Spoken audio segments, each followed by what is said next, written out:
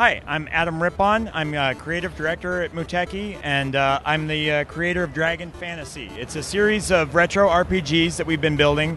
I've actually been building them for quite some time because I started on them when I was 14, and I'm 31.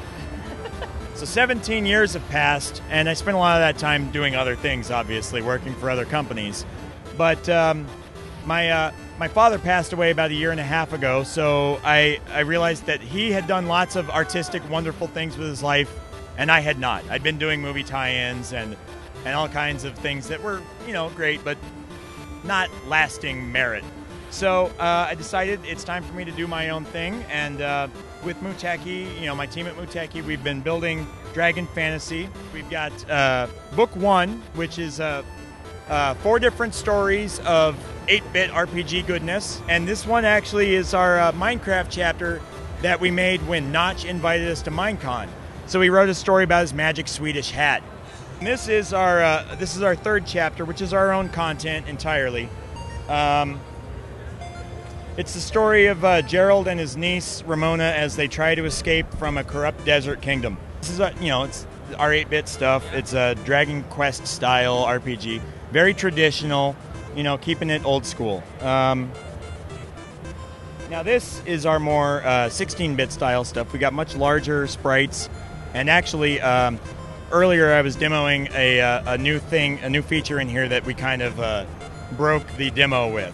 Why did you decide to make the game a collection of episodes and chapters as opposed to one full product? So when I was a kid and I started making this, I got buried under the amount of content over and over and over again. It takes a lot of work to build an RPG, especially when you're just one kid who's 14 years old. Although actually, my friend Brian, who's the president of Muteki now, we worked on it together. But even 2 14-year-olds can't make a 80-hour epic. So when we started building this, I was actually building it in secret because we had a long-standing rule: no making RPGs. They're too hard. So I decided I'd make a short story and then do episodic content. And we've had some pretty decent success with it. So that worked out great. But now we're going to be doing new books, and instead of free chapters. We're going to do a much larger story. Book 2 is about the same length as all 4 chapters of Book 1, which is about 20 to 30 hours, depending on how you play. Now, you were producing this when you were like 14 years old, and it's been only the App Store has only become relatively big in the last maybe 5 years. How has the series grown since back when you were 14 years old? How has it evolved? Well, the story was originally 8 different main characters. You could pick a party of 4, mix them any way you wanted to, and you get a totally different story. That was way too much, even for me today. That's too much for those guys, probably.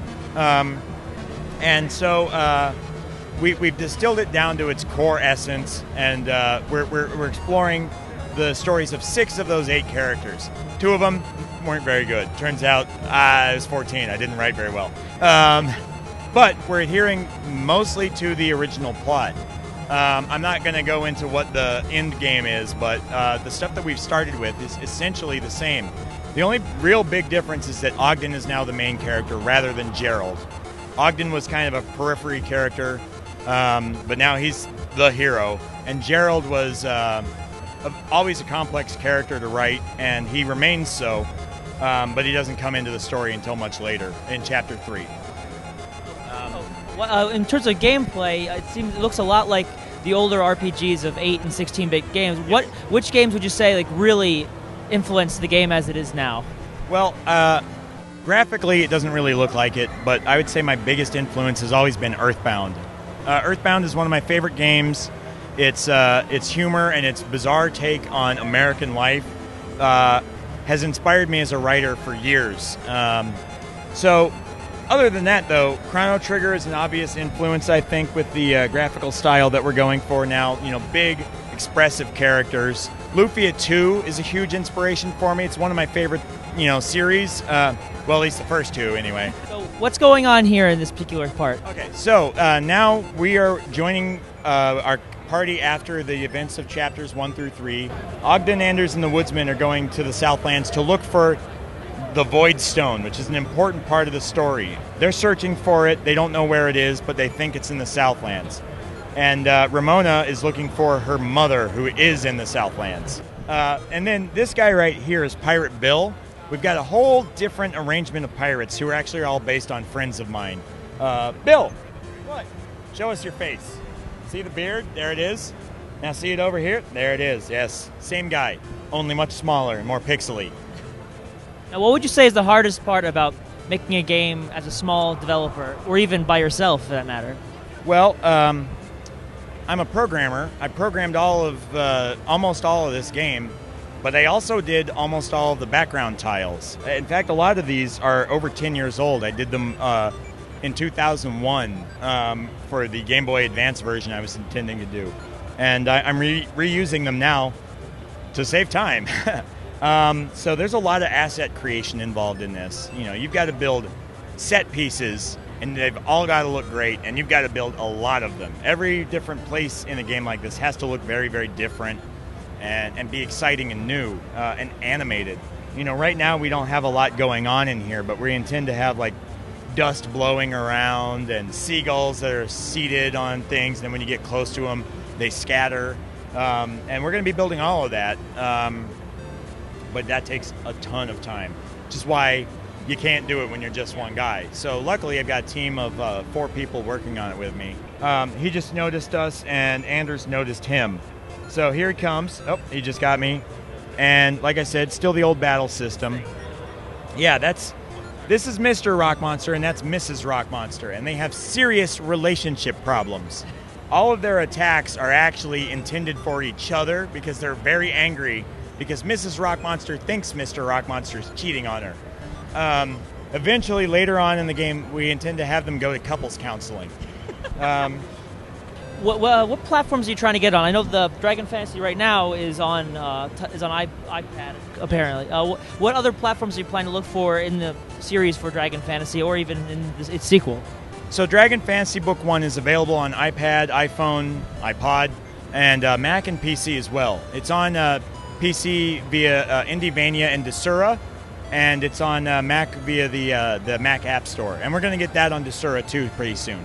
We're not on Steam yet. I'm hoping to, get in touch with Steam. And then for Book 2, we don't have platforms to announce yet. I would very much like to do it on as many as possible, but it's not done. I can't say for sure where it'll go. Odds are good, though. It'll be wherever you want to play video games. All right. Thank you. And when do you think you currently expect this game to be finished? So I would like to have this ready by the end of the summer, and I'm hoping to do a demo of it within a month or two. And we'll know more about that pretty soon. You can follow me at Muteki Corp or the Adam Rippon on Twitter, and I will tweet about it and other things. Our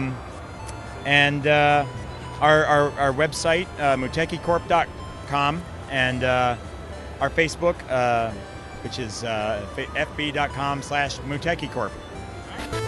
And you'll know where to find it, and you'll find out when you play it.